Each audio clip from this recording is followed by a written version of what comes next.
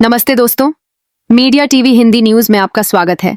महंगाई के इस दौर में हर आम नागरिक की सबसे बड़ी चिंता होती है कि बढ़ती उम्र या विपरीत परिस्थितियों में आर्थिक सुरक्षा कैसे मिले।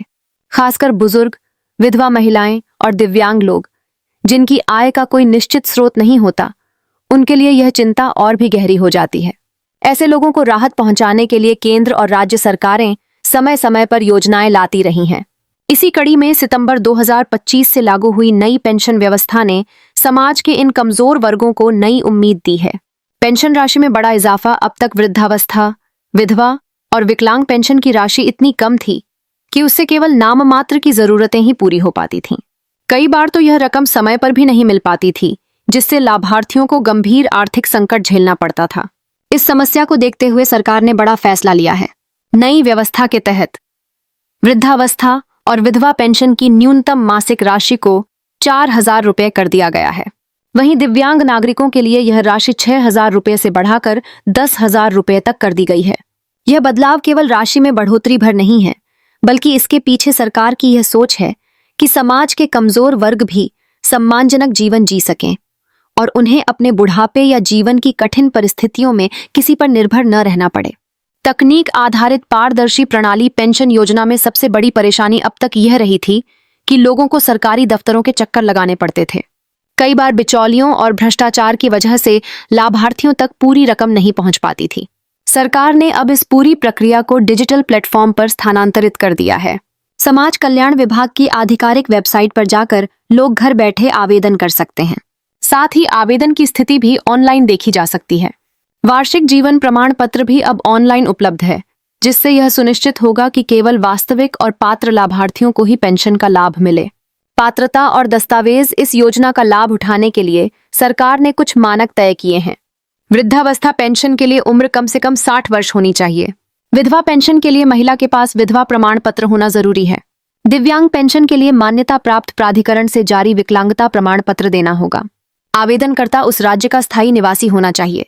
गरीबी रेखा से नीचे जीवन यापन करने वाले परिवारों की सूची में नाम होना अनिवार्य है। आवेदन के लिए जरूरी दस्तावेज: Aadhaar card, ration card, bank passbook, आयु प्रमाण पत्र, passport size photo. Aadhaar card का बैंक खाते से लिंक होना अनिवार्य है ताकि पेंशन सीधे लाभार्थियों के खाते में पहुंच सके। लाभार्थियों को होने वाले फायदे। इस नए बदलाव से बुजुर्ग, विधवा और दिव्यांग पेंशनधारियों को कई तरह के फायदे होंगे। आर्थिक सुरक्षा।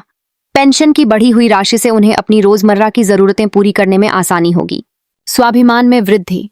अब वे दूसरों पर निर्भर हुए बिना सम्मानजनक जीवन जी पाएंगे। भ्रष्टाचार पर रोक। ऑनलाइन आवेदन और सीधे बैंक खाते में पैसा आने से बिचौलियों की भूमिका खत्म हो जाएगी। पारदर्शिता। डिजिटल प्रणाली से फर्जीवाड़ा और गलत दावों पर रोक लगेगी। समय पर भुगतान।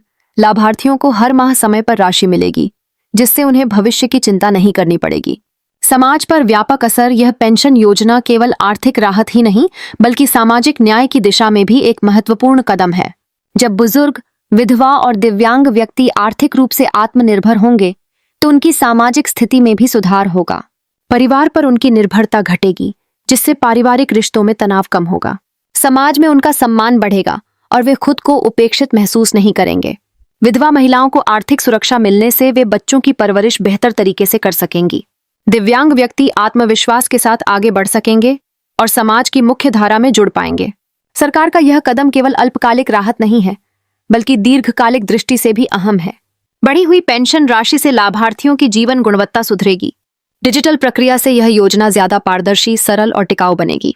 लंबे समय में यह योजना एक ऐसे समाज की नींव रखेगी जहां हर व्यक्ति को आर्थिक सुरक्षा मिले और वह सम्मानजनक जीवन जी सके।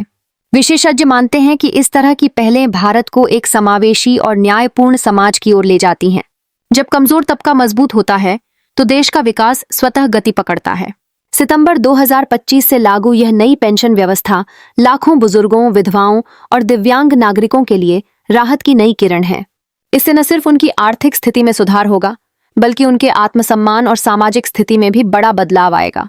सरकार का यह फैसला एक मजबूत और संवेदनशील भारत की ओर कदम है, जहां कोई भी नागरिक बुढ़ापे या कठिन परिस्थितियों में खुद को असहाय महसूस न करे।